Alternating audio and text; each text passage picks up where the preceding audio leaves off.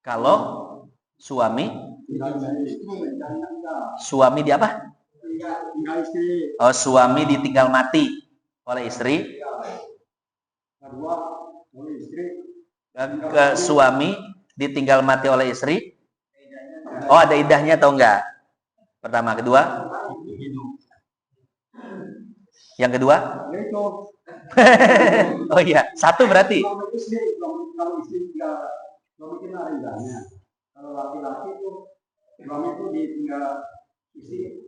Ada idah nggak? Oh gitu ya. Ya, suami ditinggal mati oleh istrinya. Apakah ada masa iddahnya atau tidak? Maka jawabannya tidak ada masa iddahnya.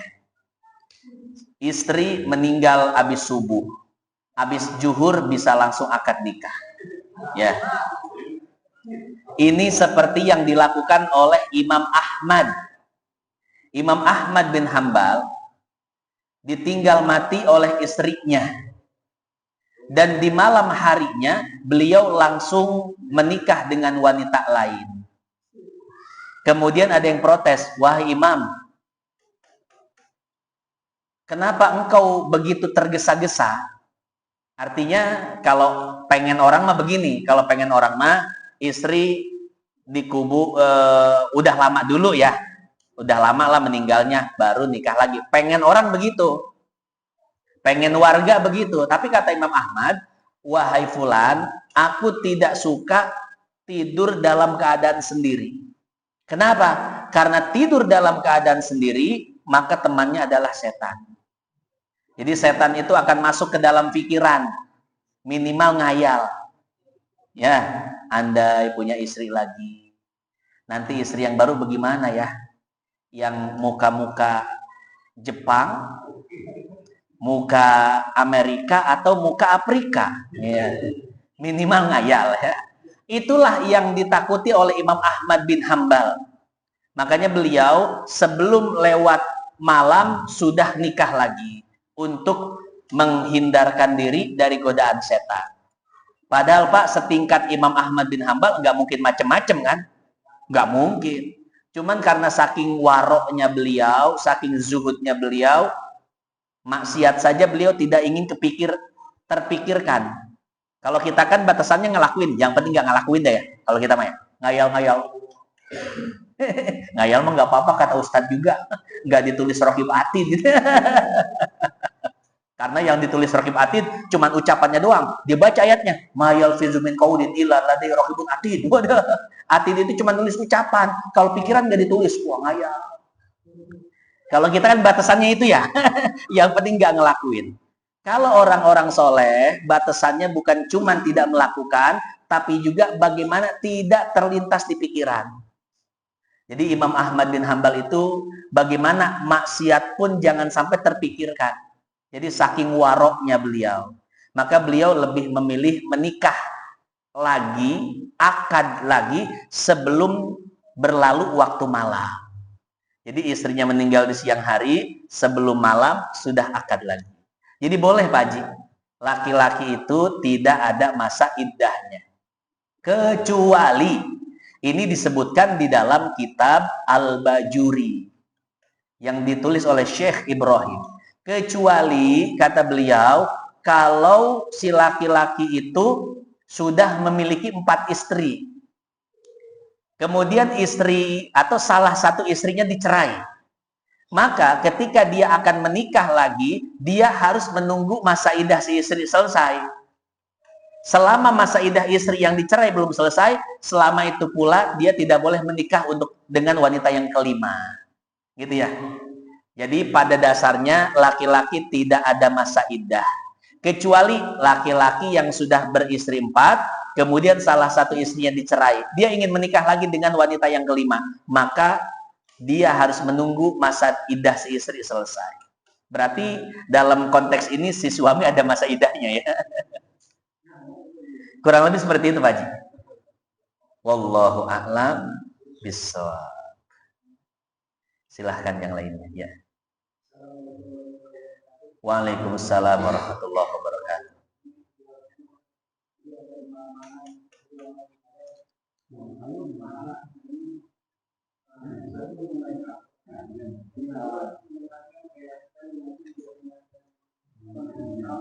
Ya.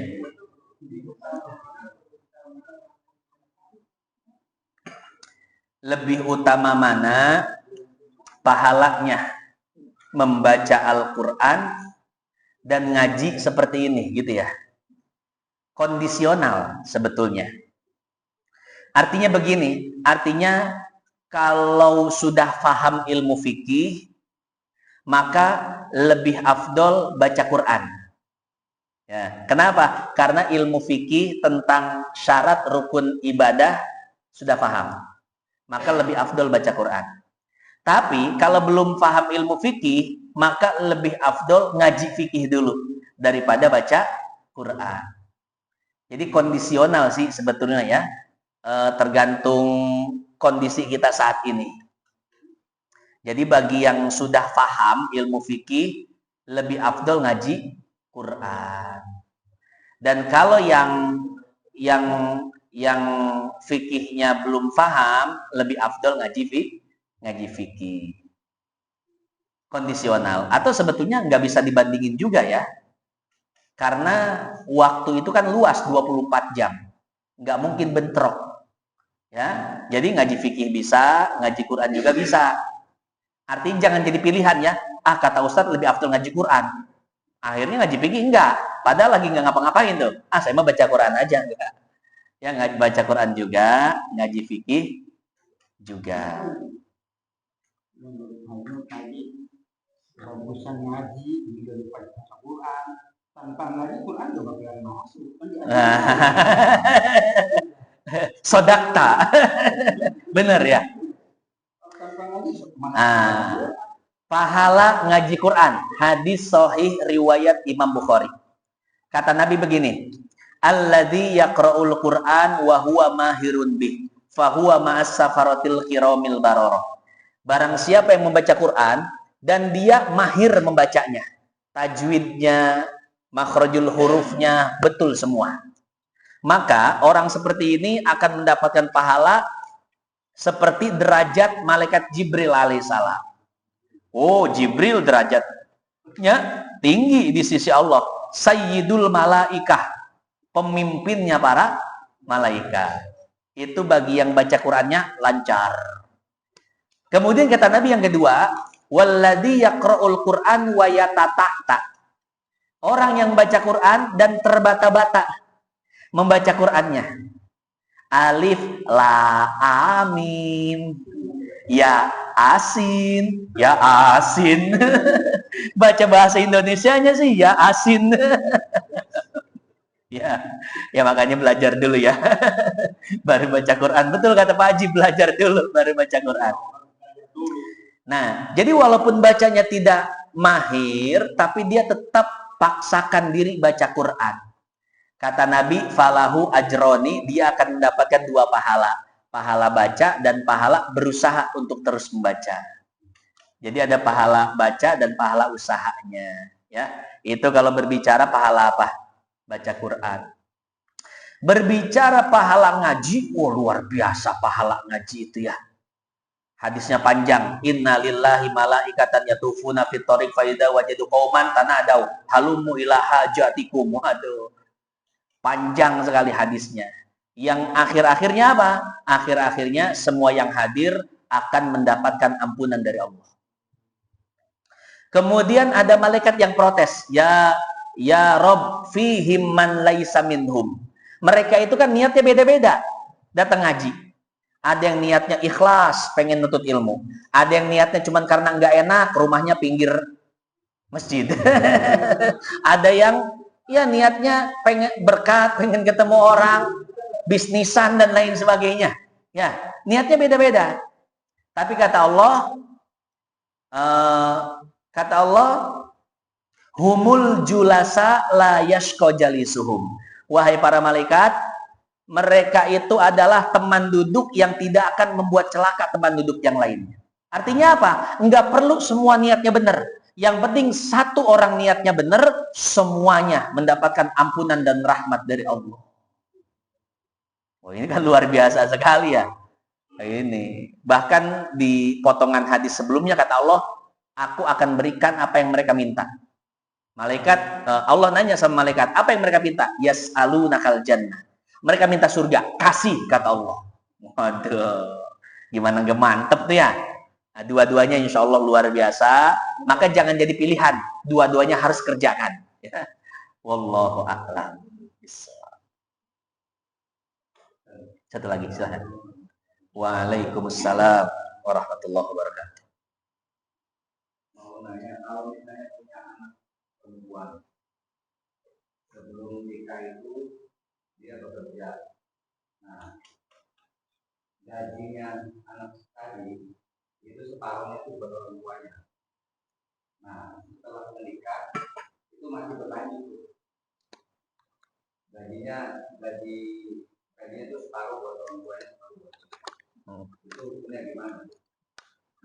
Ya, jadi harta suami punya suami, harta istri punya istri. Itu masing-masing ya. Artinya apa? Artinya penghasilan istri itu boleh diberikan kepada siapa saja yang dia kehendaki. Jadi kalau si istri ingin membagi dua gajinya, separuh untuknya, separuh untuk orang tuanya, boleh. Karena itu harta si istri. Begitu pula suami. Suami setelah menikah pun sama. Setengah gajinya untuk keluarga dia, setengah lagi untuk orang tuanya. Boleh. Istri nggak berhak ngatur-ngatur, istri nggak berhak ikut campur. Dan suami harus berani tegas. Misalkan, suami biasa memberikan uang kepada orang tua. Akhirnya istrinya ngelarang. Kamu kayak nggak punya keluarga aja, ngasih orang tua. Nah, ini PR buat suami. Jangan sampai didikte oleh istri. Suami jangan kalah sama istri. Suami bilang, hei istriku, kita belum lama kenal. Baru cuman 2 tahun, 5 tahun, 10 tahun, saya dengan orang tua saya sudah lama kenal.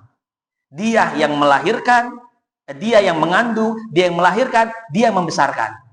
Ya, saya sudah 30 tahun kenal dengan orang tua saya. Kamu jangan berani-berani mengganggu hubungan saya dengan orang tua. Wah, gitu Pak. Laki-laki.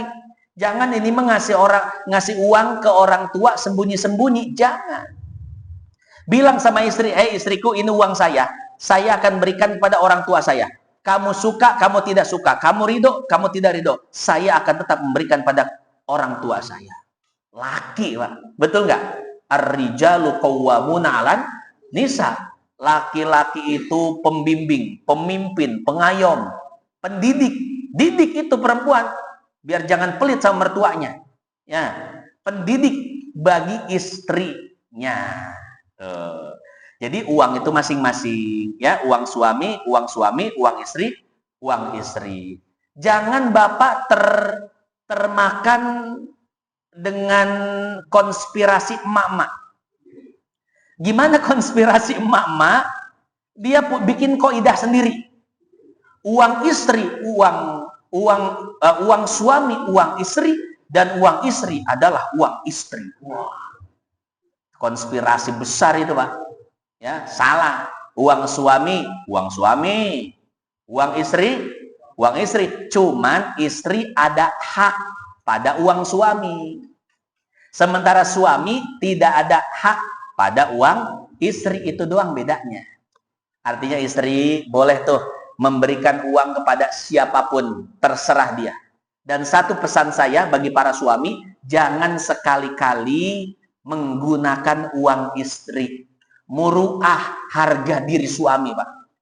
Bilang sama istri, uang kamu cerah. Uang saya, uang kamu juga. Tuh. Ya, ini sebagai bentuk penghargaan aja sih kepada istri, begitu ya? Iya, sebetulnya uang saya, uang saya. Tapi kita bilang, uang saya, uang kamu. Untuk menghargai aja, Pak. Betul ya? Kurang lebih seperti itu. Tadi contoh yang tadi suami tidak boleh jadi pinjaman itu berlaku juga buat istri kan. Misalnya istri kan orang tuanya nih Iya. Terus suami juga nggak berhak melarang. Nggak berhak melarang. Ya. Jadi kalau tidak dilarang pun ya, tetap istri boleh memberikan uangnya pada orang tua walaupun suaminya melarang. Lagu judi Judika. Ya, jadi seperti itu ya. Terus terakhir deh saya pesen, jangan pernah konflik dengan mertua. Ya. Sekarang ini kan kalau jadi suami berarti kan suami-suami muda. Pasti masih punya mertua kan? Pesan saya buat para suami muda, jangan punya konflik sama mertua. Kenapa? Karena hukum karma di dunia ini berlaku. Sunnatullah itu ada. Apa yang kita perbuat kepada mertua, itulah yang akan diperbuat menantu kita saat nanti kita punya menantu kepada kita. Kalau kita sama mertua baik, insya Allah nanti kita punya mantu baik. Kalau kita sama mertua sering mengalah, insya Allah nanti kita punya menantu sering ngalah. Tapi sebaliknya jangan coba-coba kalau kita tidak pernah mau mengalah dari mertua kita. Lihatin, satu saat nanti punya menantu tidak mau mengalah. Kalau kita konflik sama mertua, lihatin, nanti punya mantu sering punya konflik sama kita. Kenapa seperti itu? Karena tadi hukum karma, sunnatullah itu berlaku. Apa yang kita lakukan pada orang lain, itulah yang akan dilakukan oleh orang lain kepada kita. Nah, sampai sini insya Allah paham ya. Nah, jadi buktikanlah. Kalau jadi suami, buktikan suami yang ngaji. Kudu beda suami yang ngaji sama yang gak ngaji. Kalau jadi anak, buktikan jadi anak yang ngaji. Ya, jangan sampai jadi suami-suami konvensional. Anak-anak konvensional yang semau gue, jangan. Gak boleh freestyle hidup ini, harus mau diatur oleh syariat. Hadirin jamaah yang dimuliakan Allah, itu saja yang dapat saya sampaikan. Mudah-mudahan yang sedikit ini manfaat jadi tabungan kita di akhirat. Al-Fatihah. A'udzubillahi minasyaitonir rajim. Bismillahirrahmanirrahim.